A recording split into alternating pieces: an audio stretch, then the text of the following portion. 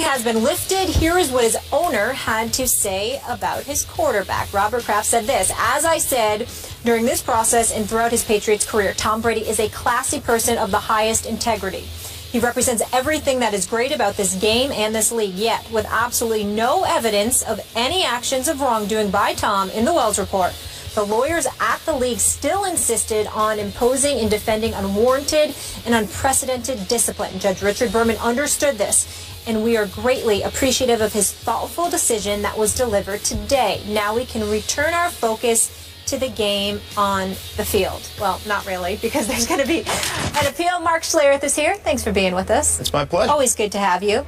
Mark, how do you view Brady now that he's won essentially at this point? Listen, I've never really viewed him any differently throughout this whole process, which has been fairly ridiculous. I always viewed this as being pulled over for going 72 and a 65 and then spending a year in jail for it. The whole process to me has been ridiculous, and this is more about culture of the National Football League. There has been, since the inception of this league, people who have circumvented the rules. And you don't have to go far in any team to look at how they've circumvented the rules. And it's dealing with circumventing those rules. Cheating, in this case. Just because the excuse is not, well, everybody does it, right? So, and that's kind of what I'm laying out here. Everybody does it, doesn't make it right. But the thing is the league has never really punished it before. It's a slap on the wrist. It's, hey, let's send out a letter. Say, guys, we know you're doing this. Please stop doing it.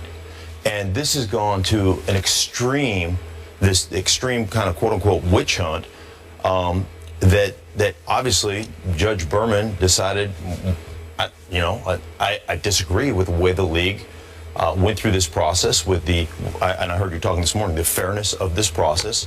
And so I've never really viewed Brady any differently. I mean, he is one of the greatest, whether he did, whether he didn't, whether he had general awareness, whether he didn't have general awareness.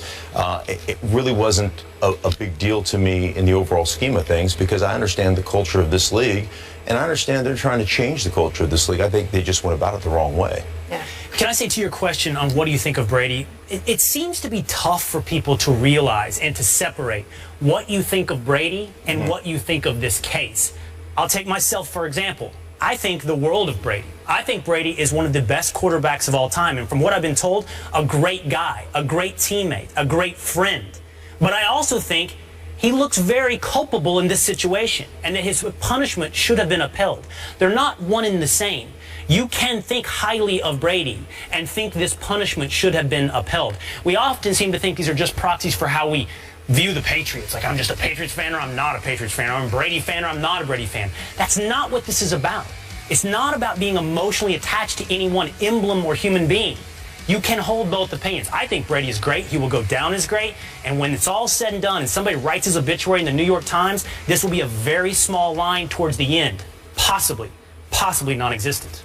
Of course, emotional attachment to a team or an emblem is actually what fuels sports. So for most fans to detach emotionally from their player isn't possible, right? So for a lot of fans, how you feel about whether due process was served is actually completely tied up in whether or not you like Tom Brady. Right. For me, I am not a Patriots fan, and I feel the exact same way about Tom Brady today that I felt 2 years ago. And Mark, you made the analogy of like going 72 and a 65. The way I felt about this whole thing was like you're playing pickup basketball and all of a sudden somebody calls travel. You don't call travel and pick up basketball. And then all of a sudden you're like, hey, that's a travel. Like, oh, we're calling that now? We're calling all travels now? So for Tom Brady, I always felt like he kind of got caught in the situation where he's playing a game one way and all of a sudden the league and everybody around him is like, we're calling that. And you didn't know that that was going to be called. Right. And I think Judge Berman pointed out in this in his 40-page document the notice general awareness. No notice of a 4-game suspension for general awareness of what's going on here, for general awareness of the quote-unquote violation. And that to me is a really important part, because if we're going to start suspending guys 4 games for general awareness of what's going on, we have to shut down the NFL season, okay? So if I'm in a locker room and I have a general awareness that one of my teammates is using Does that make me culpable to a 4-game suspension for a steroid violation? I have general awareness. That's a good That point. dude is a user.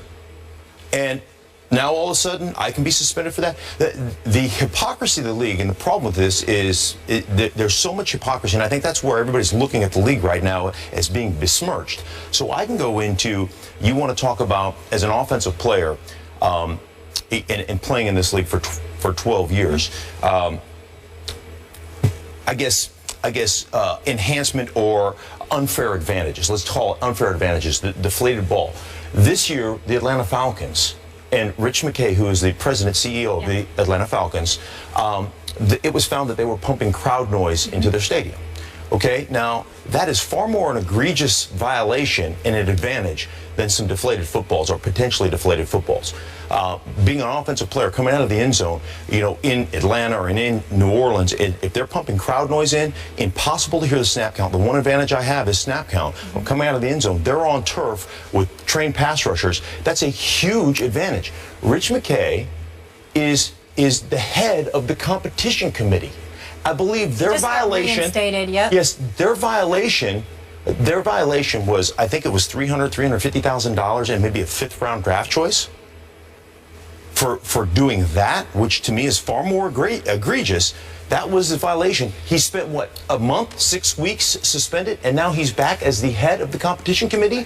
When you're doing that, so that's the problem, the public relations problem the NFL is facing right now. A couple quick points. You're 100% right about the general awareness. If you are culpable for what you might or might not know going on around you, you'd empty out not just the league, but massive amounts of society would also be in trouble. Right. But the NFL did make the point in other places that they thought Tom Brady was not just generally aware, but participated in a scheme to deflate the balls. They made some mistakes when they limited their language to general awareness in certain areas. So I think they were alleging more than just general awareness. And real quick, on this idea that it's called in the middle of a game. If Tom Brady's culpable, and the notice requirement sort of hinges on that, right? Were you on notice this was wrong? He was never under any impression that this was okay to do. It was never under any impression that this wouldn't be called. That's why the analogy is to a travel in a pickup basketball game. You don't call travels in a pickup basketball game. Do we all know that sometimes when you take an extra step, it's technically a rules violation? Sure, a travel is a rules violation. In a pickup basketball game, you all kind of agree not to call offensive fouls and not to call travels. So now in the middle of the game... Great lengths went to covering this up. Great lengths went to making it look like nothing to see here. So I have a hard time believing New England Patriots or Tom Brady or John Jastrzemski or McNally believed this isn't that big a deal. Their behavior simply suggests... Their behavior is a reaction. It's a reaction to the NFL as well. Because that's deflating, correct me if I'm wrong, but the infraction of deflating footballs in the NFL, on par with a lot of other sort of like small-time cheating, is not unheard of on a game-by-game basis. I don't know about the deflation of footballs, but I do know there's a lot of cheating that goes on in this league, and there always has been. And that's part of the cultural issue that they're trying to change right now. And I understand those changes. But you could go back. There was a game, I believe, in November where the Minnesota Vikings were caught warming up the footballs with the heaters on the sideline. Complete violation of the rules. Why were they not drug into this? Why are those things not being brought up? Because the NFL is looking at it, and I do believe this is a Lifetime Achievement Award. We want to go after the New England Patriots, and there's a lot of jealousy between owners. Right? There's a handful of owners that say, we want to see, we know they've done things that are not above board. We're not going to look at our own sins, but our sins are minor compared to what those guys are doing, because those guys are a bunch of cheaters, and they are basically forcing this issue.